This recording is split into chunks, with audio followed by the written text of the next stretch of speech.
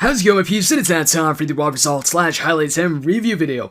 I'll go over the results of the show, some of the highlights of my opinion, and give you guys my thoughts on the show. So it kicks off with CM Punk coming out, and he talks about Paul Heyman, Ryback, and how he's going to beat Paul Heyman up. And the match with Ryback also at Battlegrounds. Crowd chants, Ryback sucks. CM Punk says, hey, don't be shy, if you think Ryback sucks, say it. So, he talks about how, while in the history books it says Paul Heyman beat CM Punk, pinned CM Punk, it's also going to say that CM Punk put Paul Heyman out of his misery. And then he goes on to talk about how he'd like to do that tonight. That's when Brad Maddox comes out, says, tonight is not what's best for business, and he's already got a match with Ryback at Battleground. And he says he could give him a match, though. And at some point, CM Punk says he's just looking for an outlet for his aggression. And that's when Big E Langston's music hits. He comes out, and he just says, you want aggression? I've got it. And then he starts beating up CM Punk. He hits him with the microphone, beats him out a little bit, until he goes for a running shoulder attack in the turnbuckle. He pretty much put CM Punk in the corner, went for a running shoulder tackle, but CM Punk got out of the way, so Big E Langston hits the ring post, and then Brad Maddox brings out a referee, and we've got a match between CM Punk and Big E Langston. Now, as far as how the match went, Big E Langston dominated a lot of the matchup. In the end, though, CM Punk hits his pretty much his signature sequence. He hit the bulldog, he hit the top rope elbow on Big E Langston, and then followed that up with the go to sleep. There was no counter in between, the elbow drop and the GTS. So yeah, CM Punk wins with the go to sleep. Afterwards, Fandango came out for a matchup against Kofi Kingston, which Kofi Kingston won in the end with trouble in Paradise. And before the matchup, they showed one of the 30-second Furies they show on their YouTube channel of Kofi Kingston Trouble in Paradise.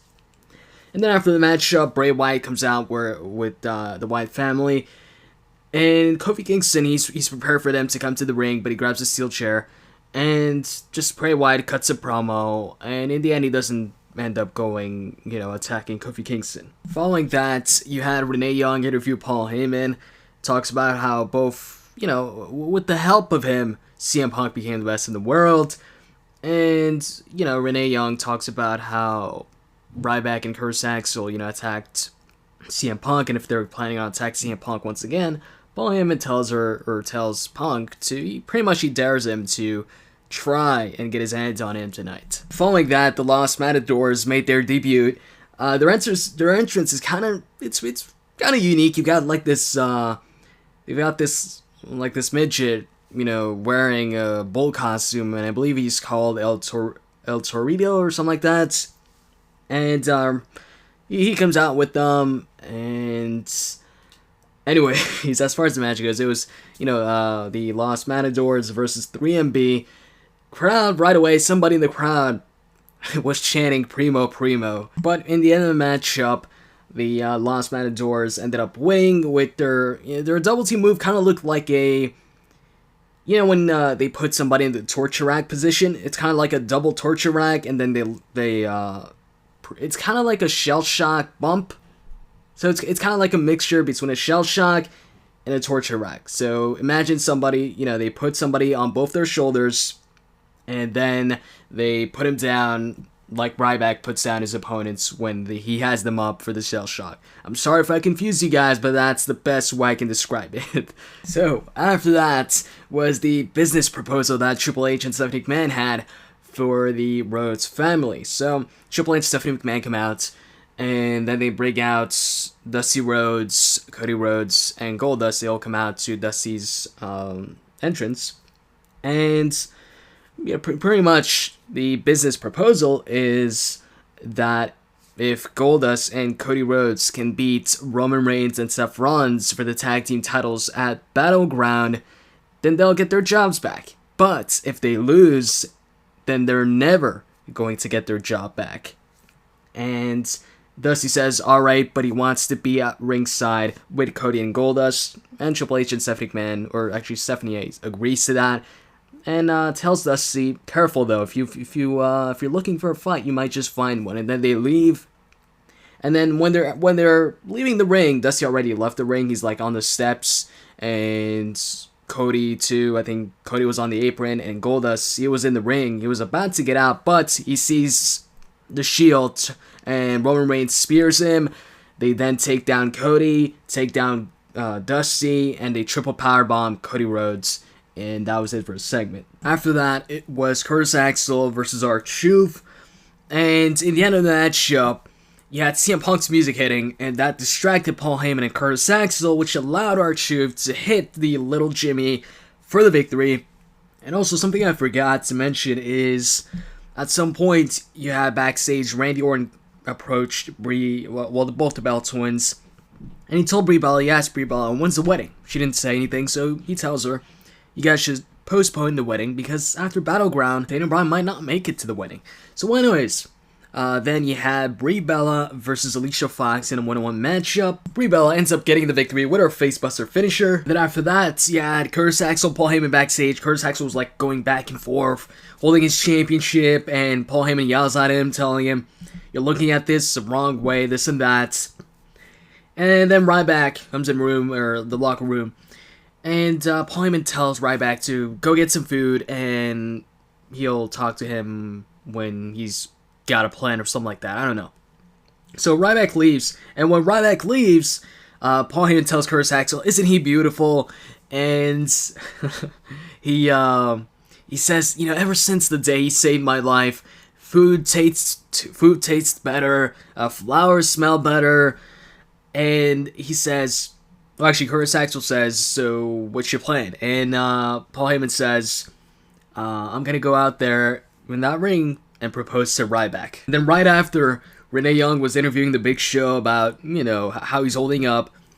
And pretty much to sum it up, Big Show says he can't take it anymore, and that he's gonna go look for Triple H and knock him out. And then after a commercial break, you had R-Truth in Brad Maddox's office talking with him, and then Big Show comes in. He grabs Brad Maddox, puts him up on the wall, and tells him, "Where's Triple H?"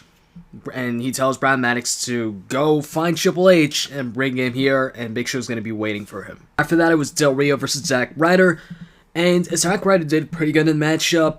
He went for the Rough Rider, but Del Rio countered it, hit a German suplex, and in the end, he locked on the cross armbreaker. Zack Ryder taps out. He keeps it locked in a little bit longer after the matchup, but then, let's go.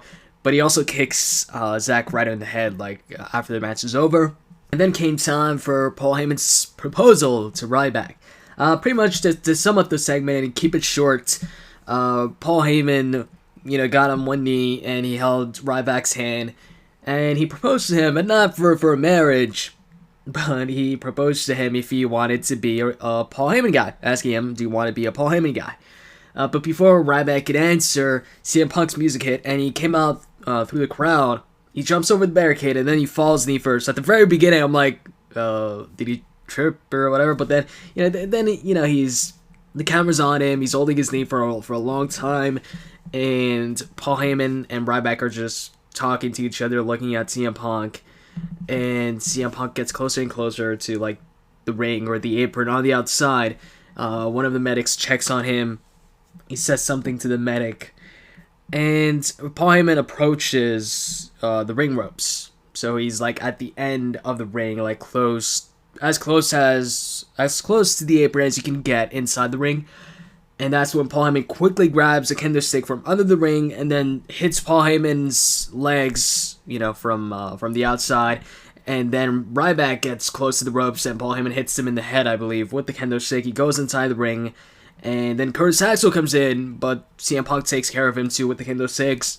And then he hits Ryback with the kendo stick. Actually, Ryback stops the kendo stick, but Paul Heyman kicks him in the gut and then starts beating him up with the kendo stick a bit more. Ryback then just gets out of there. Paul Heyman also got out of there. It was only Curtis Axel, so CM Punk beat him up a couple times with the kendo stick, while Paul Heyman and Ryback are on the stage watching, and then CM Punk hits the go to sleep on Curtis Axel. After that, they showed the Big Show waiting in Triple H's office, waiting for Triple H, or Brad Maddox's office, waiting in the office for Triple H. And then it was a 6-man tag team match, Dolph Ziggler and the Usos versus The Shield. It was a great match. Even at some point, you had Roman Reigns copy Dolph Ziggler, one of Dolph Ziggler's signature moves, the elbows. He copied that. In the end, though, Ziggler was occupied with Seth Rollins and Dean Ambrose. He didn't realize that Roman Reigns got tagged in, so Roman Reigns spears Dolph Ziggler, goes for the cover, and wins the matchup. So Shield beats Dolph Ziggler and the Usos. And then they show Big Show still waiting for Triple H in the office. And then the Caliphs show up, and pretty much they say, you've been threatening a WWE superstar, we want you to come with us. But Stephanie McMahon comes in and she tells him, she's got this. He's just been under a lot of stress and she understands there's a mortgage payment. Anyways, they leave. And then she tells the Big Show, and also talked to your wife today, and she said, you haven't been living up to her expectations as of late. And then she leaves. Big Show sits down for a while. Then he looks at something, and he looks pretty angry. It's like a Triple H poster for his new DVD. He punches a wall, punches through it and the wall.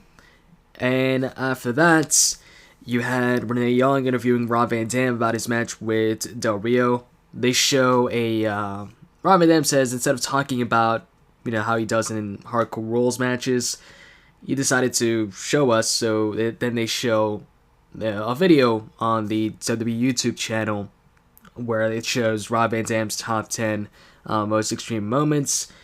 And pretty much he ends the interview saying, hardcore, there's an easy translation for hardcore, and even ADR can get that, and it's RVD. Anyways, also, something I made a mistake in, I think I said that Cody and Goldust will face off against the Shield for the tag team titles, but actually the tag team titles are not on the line, so it's going to be a non-title match.